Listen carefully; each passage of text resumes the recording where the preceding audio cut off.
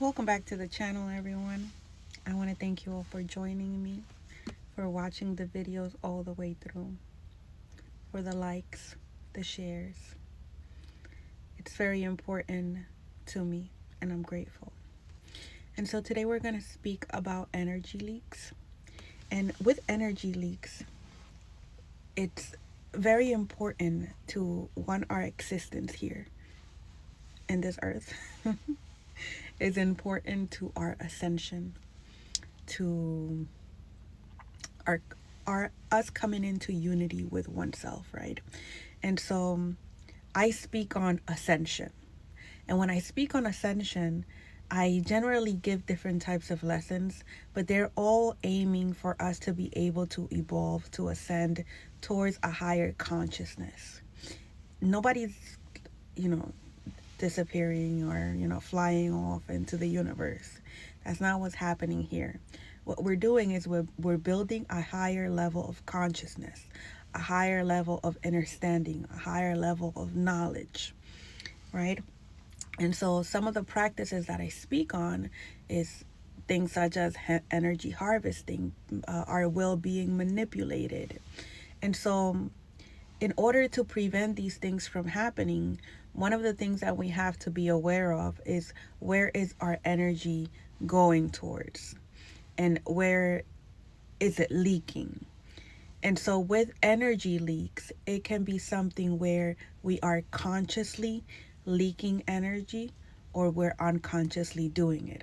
And when it comes to unconsciously leaking energy, it can be something where we are harboring feelings of resentment, feelings of unforgiveness. And when we think about an individual with these features within us, what we do is that we leak energy.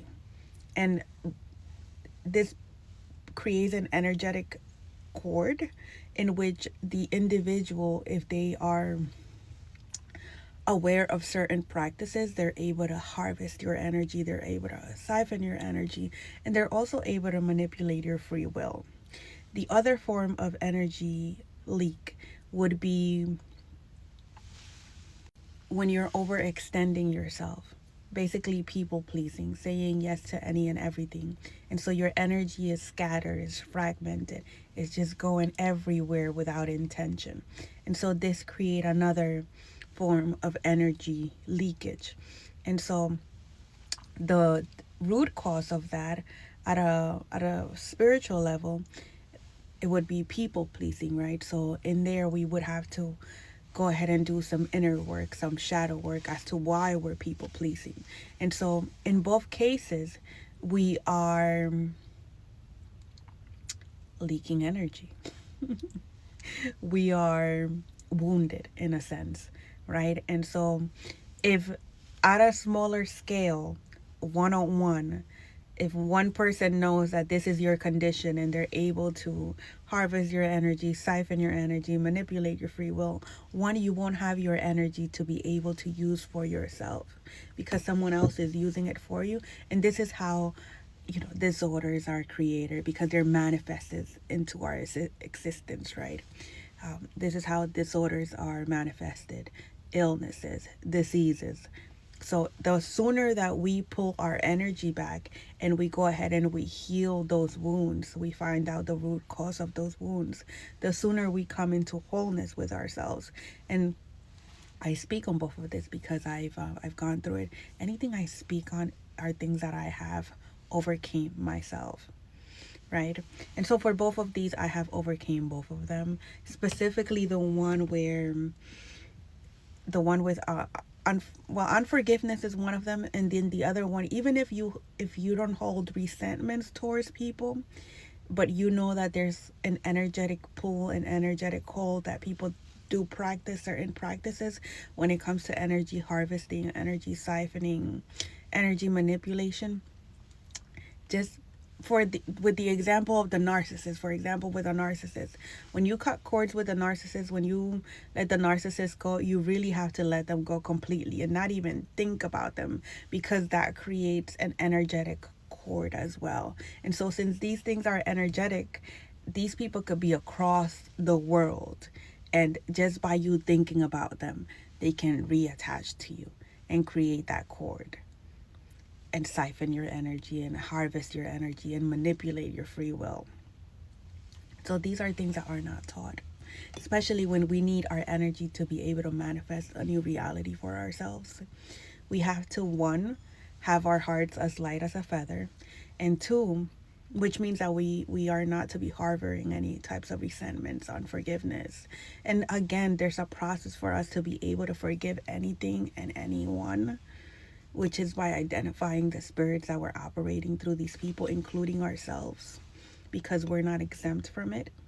You know, at one point, at some point, it could be even right now, we were not operating at our best capacity, right? And there's some things that we need to forgive ourselves for. And then the other part about forgiveness is that usually forgiveness, the way it works is that, you know, we go back, do our shadow work, and we see and understand what it was that was done to us, or what we did, right? And we choose to forgive it. And there's a process for that. We identify the spirits that we're operating through people, ourselves, and forgive the person. And, you know, I'm trying not to curse. We just let go of the spirit. You know, we don't fraternize with the diabolical. And so there's a process for that. The same thing as for detachment, right?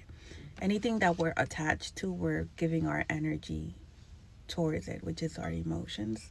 And this is how they're able to have a connection to us, that they're able to connect that cord to us. But again, when it comes to forgiveness, some of us are not aware of certain experiences that we have undergone. And I'm going to clarify that. For example, with myself, I endured a lot of traumatic experiences as a child, and it continued as an adult. And I come from a bloodline that practiced magic, dark magic. So one of the practices they did was that they wiped out my memory so that I couldn't remember certain things that they did. So after I began my ascension process and I began healing and choosing to forgive the things that I was aware of, other things were revealed to me. The reason being that when you're a generational curse breaker, you go ahead and you clear out your lineage's trauma, right? So not only are you healing for yourself and your children and your bloodline, you're healing for the lineage. At least that's my case, right? And so certain things are revealed to me or are brought to my attention, right? So although some of them I'm not yet to remember, I'm choosing to forgive things that are known and unknown to me, and releasing it to the universe. And usually with forgiveness, we confront it, we see it, we feel it, and we release it. But it's difficult when we can't remember. So certain experiences, and if it applies to you, let it resonate. If it doesn't, just let it go, right? Certain experiences that we've gone through, that we know we've gone through them, but we can't remember whether we were drugged or magic was used. Whatever the case may have been, we can still choose to forgive that, release it to the universe, not pass judgment, and move on. And I know that's hard. But in order for us to ascend to a higher level of consciousness, and in order for us to manifest the reality that we want and desire, our hearts need to be as light as a feather. And again, anything that we don't forgive and that we pass judgment on, we repeat until we learn and we choose to forgive.